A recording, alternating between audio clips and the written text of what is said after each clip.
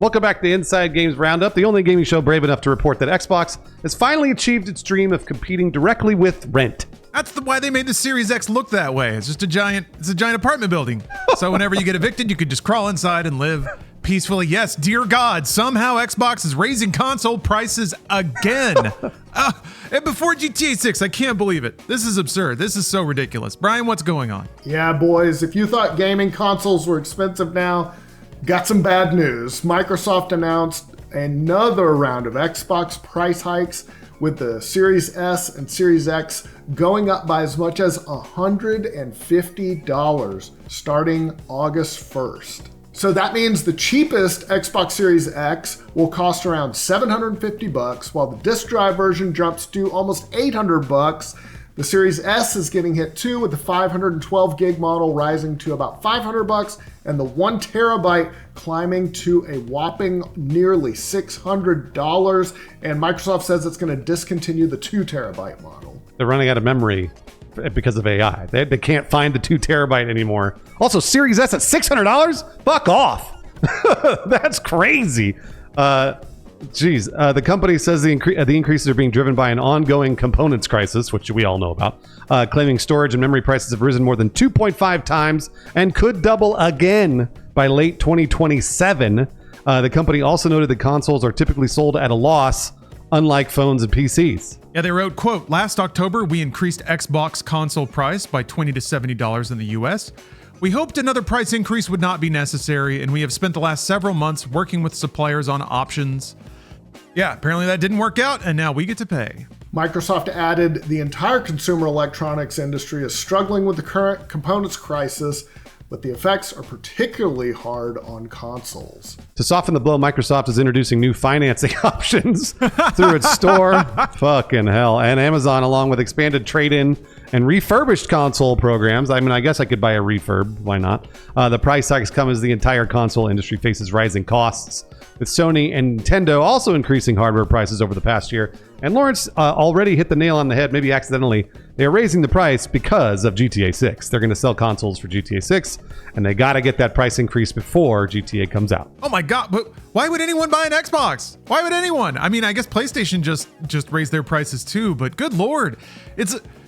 if they wanted to do it, they need an edge or need a hook. I mean, I guess they've exhausted all their ideas and subsidizing hardware didn't work, so why would it work now?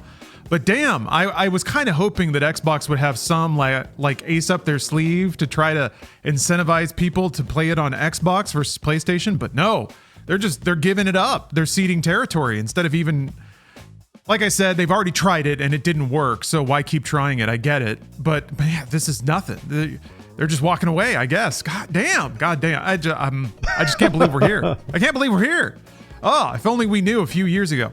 I'm going to say it. The Series S was underappreciated. All right. Everybody goes crazy over the Steam machine. You could have had a Series S with a Game Pass this whole time.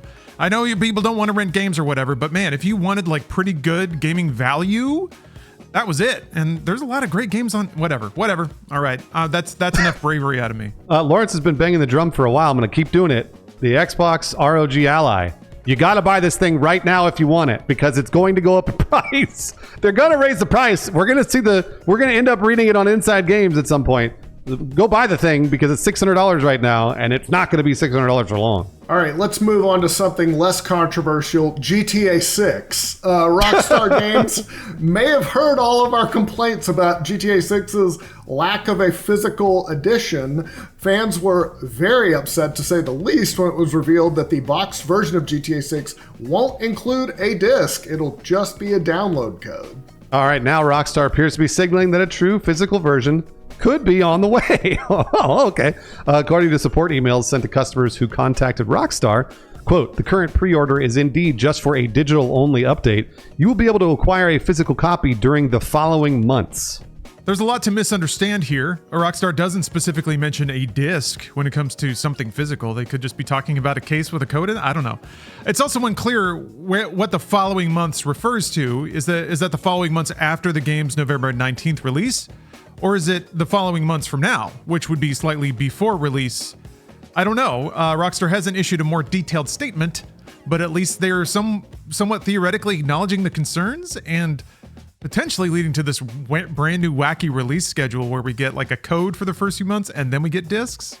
Huh. I also feel like if you're not going to give me a physical version, put like my favorite podcasts on the in-car radio. Like give me the Adam Friedland Show or Stabby's World or something so I can drive around. Anyway, the Polish outlet ppe.pl reports that a disc-based version of GTA 6 could arrive in December. So maybe that's what they mean in the sort of subsequent months.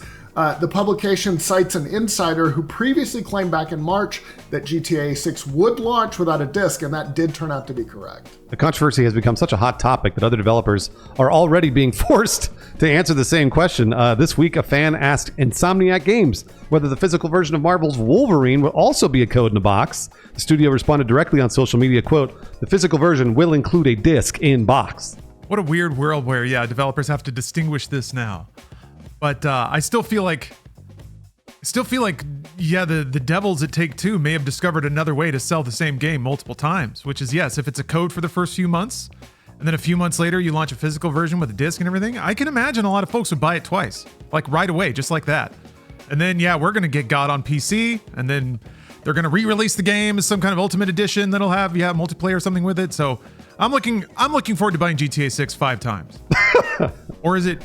I bought GTA 5 4 times, I think. Maybe this will be 6? We'll see. Yeah, I did a little reporting this morning on this issue. I asked my 15-year-old, he's almost 16, I was like, do you care if there's a physical edition of GTA 6 or not? And he said not at all, like not in the slightest. Did it matter? But I'm like, but it's yours and you can like then trade it back in or sell it or give it to him. He did not give one shit, but his dad does very much. All right, and now let's talk about Riot's fabled mythical MMO. They just gave fans a big sign that it's still alive, that the League of Legends MMO is still happening. Wow, that's kind of crazy, actually. The studio has hired Brian Holinka, a longtime World of Warcraft developer, as principal game designer on the project. Holinka spent nearly 11 years at Blizzard, serving as lead PvP designer before becoming lead combat designer, where he worked on class design and combat systems across multiple expansions. Holinka confirmed the move himself on June 1st, saying it was his first official day working on the League MMO. In a follow-up post, he said he'd already watched a playtest and that it looked like, quote, a genuine blast to play. Yeah, and he is not the only WoW vet that Riot has hired.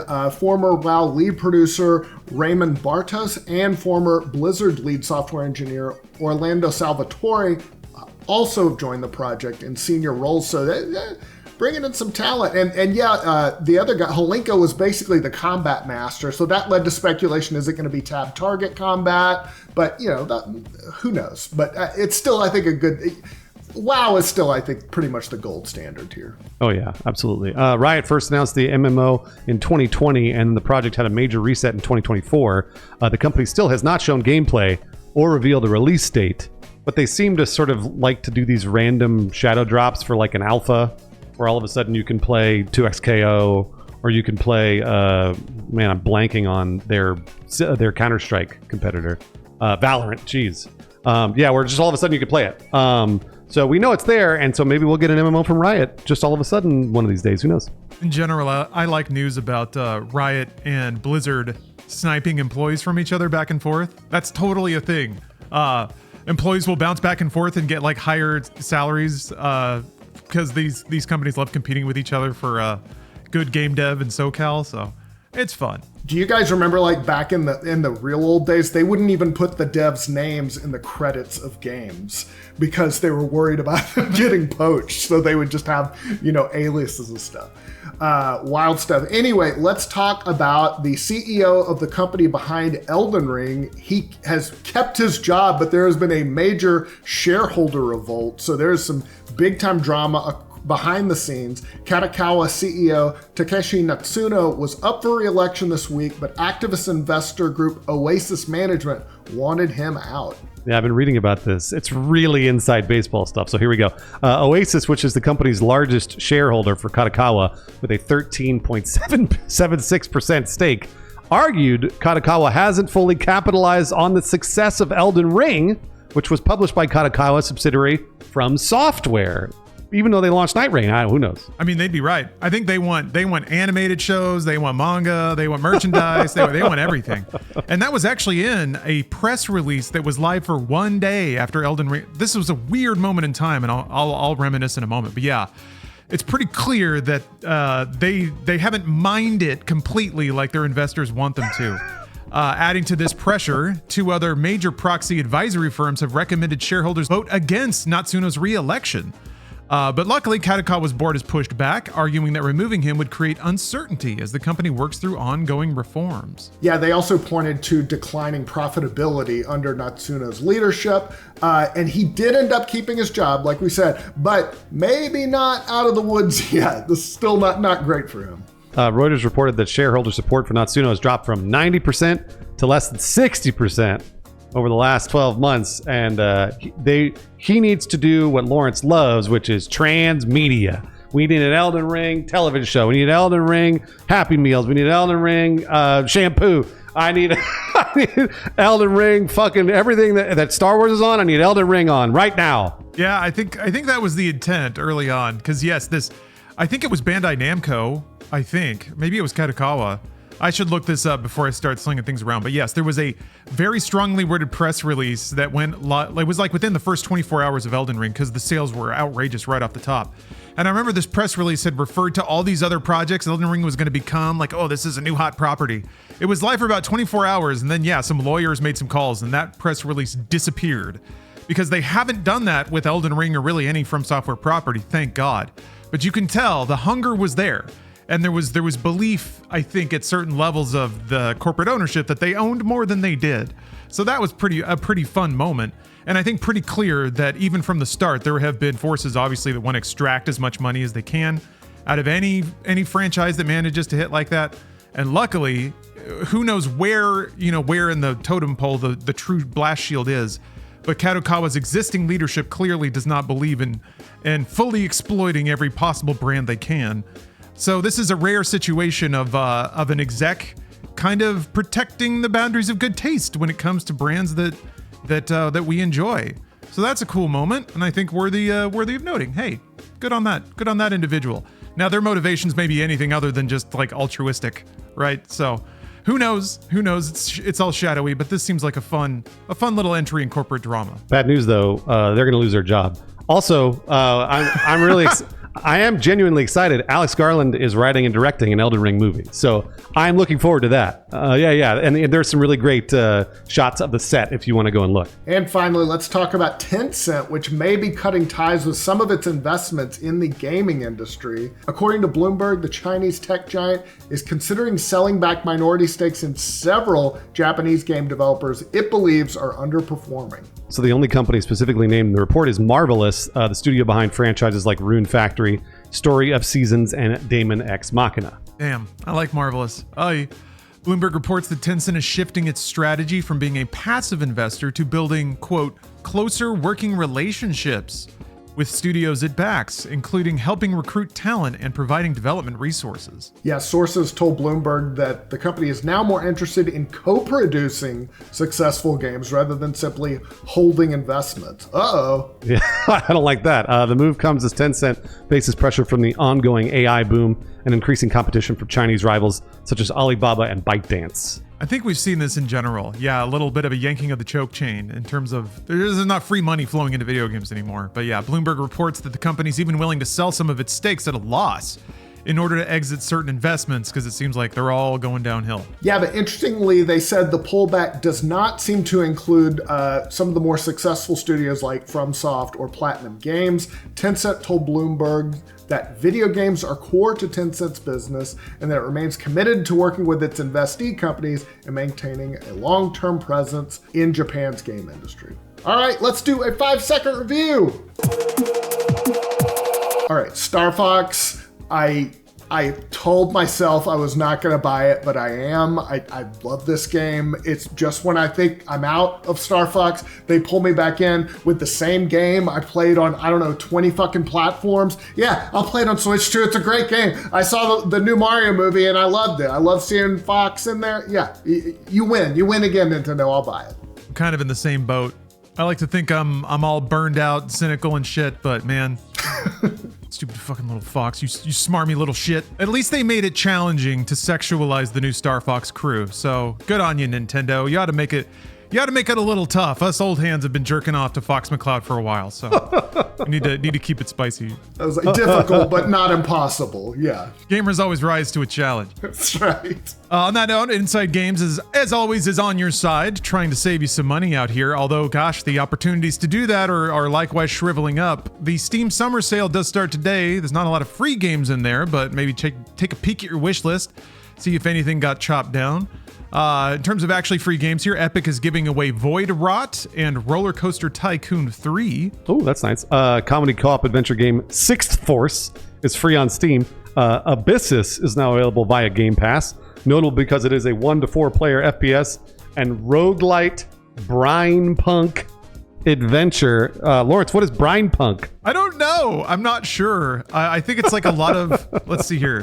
It's a lot of like rusty pipes. I just think of pickles. Are there pickles in it? Yeah, a lot of rusted metal and grates and stuff. Yeah, that's right. Luckily, there's already DLC. Yeah, I was thinking of pickled eggs in a jar or something. You can get the Brine Guard pack or the Brine Rot pack, $4 each, gentlemen. All right, I'm suing them. That name's a little bit too close to mine. They owe me some money. Oh, Brian Punk. That would be so cool. All right, let's move on to the upcoming games for this week. First up, #Drive Rally. This is an arcade-inspired rally driving experience set in the golden racing era of the 90s. Grab your co-driver and burn some rubber on iconic race-winning cars across a variety of terrains and some of the most iconic rallying locations in the world. Comes to PS5 and Xbox Series X and S on June 28th. Star Sailors. Adrenaline rush. Feel the thrill at your fingertips. Unleash devastating finishing blows with your team in dynamic turn-based battles.